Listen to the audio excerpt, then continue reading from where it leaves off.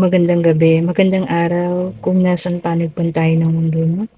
Ayan, cleanse muna natin ang ating mga baraha. Okey po, and, tignan muna natin medyo dumilim ang ating ilaw. Saglit lang po ha. Buksan ko lang ang ating ilaw dito. And, maraming salamat po pa pala sa lahat ng nagsa-subscribe po ha, sa atin pong, channel. Maraming salamat po sa inyo at talaga namang padagdag ng padagdag yung ating mga, subscriber po ha. Wait lang po, hindi ko makita yung ano ng ilaw. Ayan, ayan lumiwanag na ulit. And sakto naman namatay yung kandila. Pasensya na po kayo kasi nakabukas ang ating electric fan. Ayan. And, ito nga po palang reading natin ngayon ha. Ayan, pinalibutan ko ng crystal para naman po magkaroon ng ano, energy itong ating ano. Kasi ang katanungan po natin ngayon is 4 years from now. Ano na po kaya ang ating magiging kapalaran? So, 4 years from now po ha. 4 na taon simula ngayon. Pinaibabo ko tong ating white crystal ano, para maka-absorb ng energy. So, hopefully, naka-absorb na siya ha. Yan, kukuha na po tayo ng ating mga baraha. Nashuffle na natin and atin na rin siyang na-cleanse po ha. Okay. So, ang gagamitin pala natin is 4 cards. Okay po. 4 cards. Ayan. Tapos, ang ginamit ko itong ating special tarot card na ginagamit ko lang for personal reading. Ayan. Yung tatlo, sakto po, 4 agad. So, The Hermit. Lumabas ang The Hermit. Okay po. Ang ilan po sa inyo rito ay magkakaroon ng soul searching. Ayan. Pag-iisip, ano? And then, yung iba naman magkakaroon pa rin ng ongoing battle. Ibig sabihin po, may ongoing pa rin kayong kumbaga, kung magkakaroon ng paghihiwalayan, ano, aabutin pa yan. 4 years. Okay po. Or kung magkakaroon ng problema, aabutin pa rin siya ng 4 na taon, ha? And the Magician, ayan. Sabi mo po ng the Magician, mag-manifest, hard work, and mag-visualize, ayan. And kumbaga kayo po, din naman, ang makakatulong sa inyong mga sarili, ha? Kaya po the Magician. At meron din tayong Page of Swords, ayan. So kung meron man nag-iintay dito, no, nag-iintay ng isang magandang balita or resulta, ganyan ang mga result sa kung ano man, magkakaroon daw po ng delayed. Huwag naman sanang abutin ng 4 years, ano? Huwag naman sana ganun. So, tignan natin dito sa top of the deck. And, hindi pa rin po maiiwasan ang pagkakaroon ng mga heartbreak, betrayal, ha? So, within 4 years, mararanasan nyo pa rin yan. Kung sino man po yung makaka-resonate, ha? And then, sa bottom of the deck, and yung iba naman sa iyo magkakaroon na ng mga options. Lot of options. Pwede pong sa trabaho, sa buhay pag-ibig, ayan, sa career. So magkakaroon ng ibang mga option. On top of the deck, ang ilan naman sa inyo, yung mga hiningi or yung mga wishes nitong mga panahon na to, after 4 years daw po magkakatotoo niya, no? Ayan. And kung sino man yung nakakaranas ng sobrang hirap, at this time, after 4 years, abundance na yung kapalit. And sa top of the deck, ayan po, meron tayong 4 of Pentacles. Ang ilan din po sa inyo, still, okay po, mag-hold on to something po, ha? So, yung mga hindi pa makalit go dyan, ayan po, ha? And sa bottom of the deck, ang iba naman sa inyo ay masasangkot sa mga conflict, arguments, ayan. So, check nyo na lang po ha, kung kayo yung mga yan, and iwas-iwas na lang. Sa top of the deck natin, yung iba sa inyo magkakaroon talaga ng financial stability ha, and success po. Pwedeng sa trabaho, business, ayan. Kasi may nakalagay na business, ano? Business collaboration. And meron din sa inyo yung iba. Eto na yung iba naghihintay. Kung nagkaroon ng breakups, okay po, after 4 years, magkakaroon ng reunion. May kukontak, okay po. And meron din ditong pwedeng magkaroon ng kasal, gathering, graduation. Yan. So magkakaroon ng union after 4 years. And yung iba naman sa inyo, after 4 years, matutuloy na yung plano, moving abroad. Okay po, kung sino naman yung mag-move sa ibang lugar or meron pong planong mag-travel. Ayan ha. And of course, magkakaroon din ng success. So maganda ang pinakaharap natin after 4 years ha. At the bottom of the deck, yung iba sa inyo magkakaroon na ng um, pagpapakasal 4 years from now po ha. Magkakaroon ng marriage, stability din, and long-term relationship, happy family. Ganda naman, after 4 years ha. And ang iba sa inyo ay mawawala ng mahal sa buhay ha. After 4 years po ha. Merong mawawalan sa buhay, merong heartbreak pa rin, ayan. May mga changes na mangyayari, unwelcome changes. And sa bottom, ayan, High Priestess. Meron pa rin sa inyo na ang pag-iisip ang inuuna bago ang puso. And sa bottom, the Hierophant. Ayan, meron pa rin po, after 4 years, mas malakas pa rin yung pananalig natin kay God. Ayan, huwag natin po yung aalisin ha, the Hierophant. Ayan, lagi po tayong magdasal, sabi nga rito, no? Palagi po tayong magdasal ha. And ang iba po sa inyo ay magkakaroon ng lack of communication.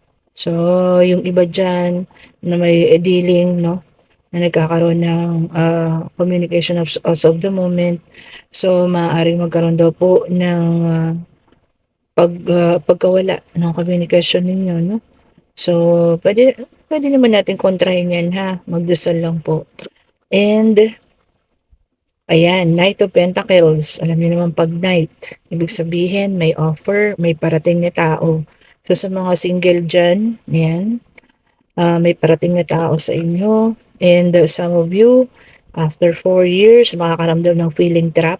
Ayan, feeling abused and victimized, no? And Page of Cups. Okay po. Yung iba naman sa inyo po ay makaka-receive ng happy news. Ang tagal naman, antayin pa natin ng 4 years. Sana ngayon na, no? Sabagay, kung ito naman po ay tungkol sa kung makakagraduate ang anak, ganyan. So, tama naman. 4 years sa college, ha? Happy news yun.